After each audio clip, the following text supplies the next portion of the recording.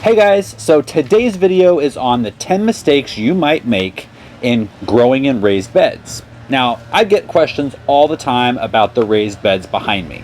I have 5 of them, and they measure, well, the 3 up here measure 4 feet by 10 feet, and then the ones up here measure 3 feet by 9 feet. So while we're talking about dimensions, that brings us to our first mistake, making your beds too big. And when I say too big, I really mean too wide. 4 feet is about as wide as you want to make a raised bed, because unless you have long ape arms like I do, that's about as far as you can reach into the center so that you don't have to get into the bed. So if you do have long arms and you have the room, 5 feet might be a possible width. That would give you 2.5 foot reach from either side. But just be aware of that when you're planning your beds. As far as length, it can really be as long as you want them. More about dimensions are the path space between the beds. Now, I have a small space in which I'm growing in, and so my paths are about 2 feet wide.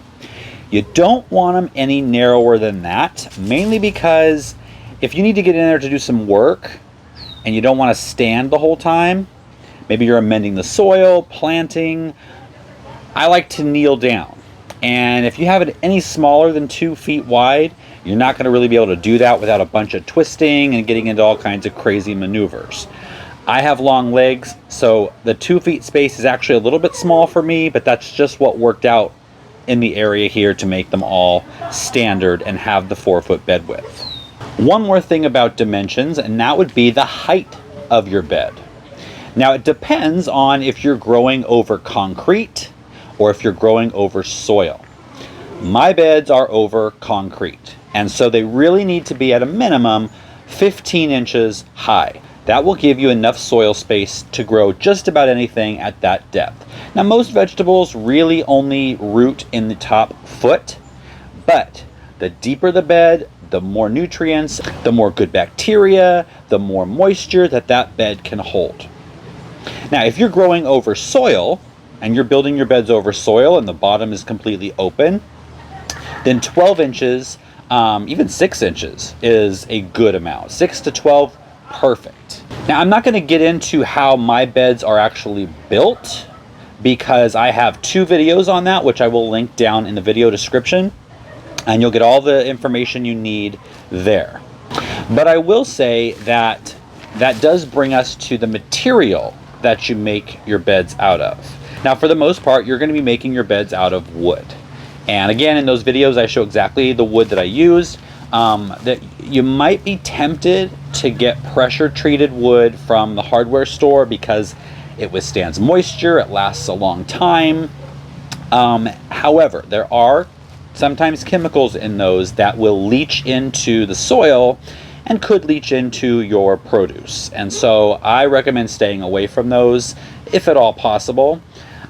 If you do use that wood, then you might want to protect the soil from the wood and get rid of any leaching possibilities by adding a 3 mil plastic between the wood and the soil. Now, I've done that in my beds just because these beds are kind of on the decorative side, and if I didn't have something between the wall and the soil, the water would ooze out all over every crack that's in the sides, because it's made of several different pieces of wood rather than just one, like 2x6 or 2x8 or 2x12.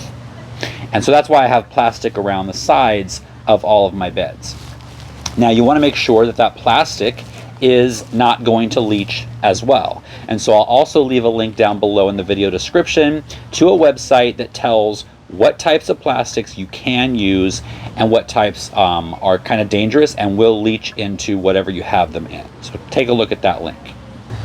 Finishing off dimensions, it's kind of a good transition into soil, is you don't want to walk in your raised beds for a few reasons.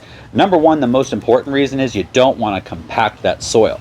We're growing in raised beds for a reason, and that is the lightness, the airiness of the soil that is not compact because people aren't walking on it. It's above the ground, there's good drainage, and if you walk on it, it's going to take that away. So it's another reason to have your beds just wide enough where you can reach into the center without having to step into them. The next thing I want to touch on is location, and not just of one bed, but of your entire garden. That's important because when you set these beds up, most likely they're not going to be real easy to move once you have them there, unless you come up with some cool way to put them on wheels, which would be awesome, but most aren't going to do that. So you want to make sure that if you're in the northern hemisphere like I am, that your entire garden is facing the south. You want a south-facing garden because then as the sun goes up and over, it's traveling right over your beds. You're not getting any north-facing wall shadows onto your beds. And when the sun gets further down in the sky in the wintertime, you're still going to be in a good position there for the sun. You're not going to have any north-facing things shading as that sun moves lower in the sky. Now, if you're in the southern hemisphere, exact opposite. You want a north-facing garden. So now about soil. You can use any kind of organic planting mix, potting mix. I use Kellogg's raised bed mix. It's organic. It's at I think it's at every hardware store, Home Depot, Lowe's in the United States. I've heard from several people all over the country that have found it at theirs. So you could definitely use that. Now I've heard from lots of you. Some of you love it, and a couple of you I heard actually found plastic or trash in it. So I've gone through countless bags and I've never found anything like that. So I guess there is, an occasional something that might show up somehow. I don't know. I've always had good luck with it. And I mix that in with my homemade compost. Not a real good ratio. I might put, 2 inches of the Kellogg's down and maybe an inch of my compost and just kind of mix it together a little bit. Just the Kellogg's or whatever brand you find, as long as it's organic, it's going to be great. And as you're fertilizing throughout the season and as your plants are, growing and then passing away and adding the roots to the soil, because I don't dig things, I don't really pull a whole bunch out, I pull the main roots out, but all those feeder roots are going to be there to decompose and still feed your soil. So as long as it's organic, any type of raised bed mix. What you don't want to put in is garden soil or topsoil. That is going to compact very easily and you're going to have a real big mess and you're going to end up having to empty out your raised beds and fill them with the right thing. Now, that is actually the most expensive part of growing in raised beds, is actually filling them with soil.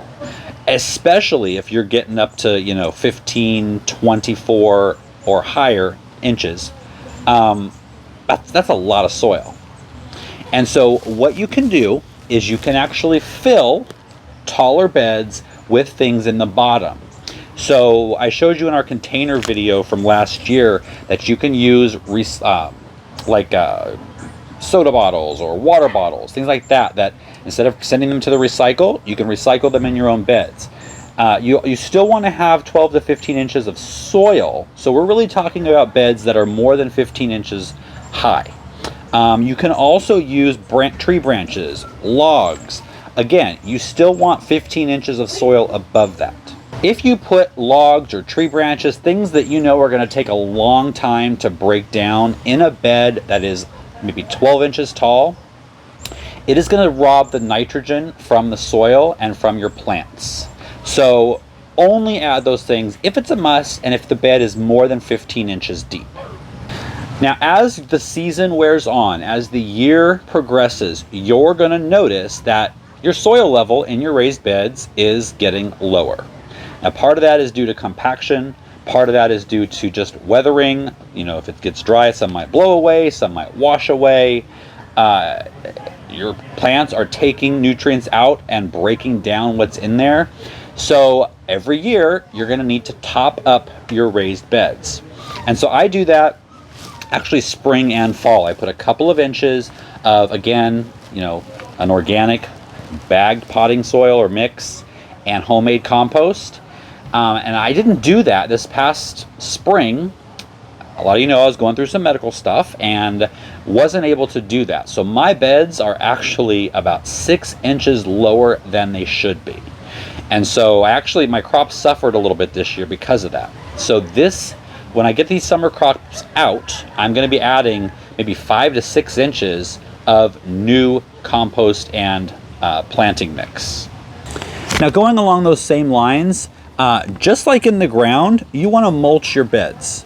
And for the same reasons, stopping weeds, keeping moisture in. You know, the moisture in your beds actually wicks away faster than in the ground. So a lot of people don't think about mulching even containers, but raised beds for sure, to keep that moisture level in there. We've talked about it many times to help prevent pests and disease. You don't want the splashback from the soil to get on your plants, because it's going to take the soil pathogens that are bad, bounce them up on the leaves, and then spread. So mulch will protect that. So even in raised beds, you want to mulch your garden. And you can use, you know, anything. You can use newspaper, straw. I use kind of half-done compost, and then the worms and things still break it down and pull it down into the soil throughout the growing season. The last thing I want to talk about is winter care. Now, I did a video on that last fall where I talked about how to protect your beds from the cold. If you have ice and snow, that becomes really important.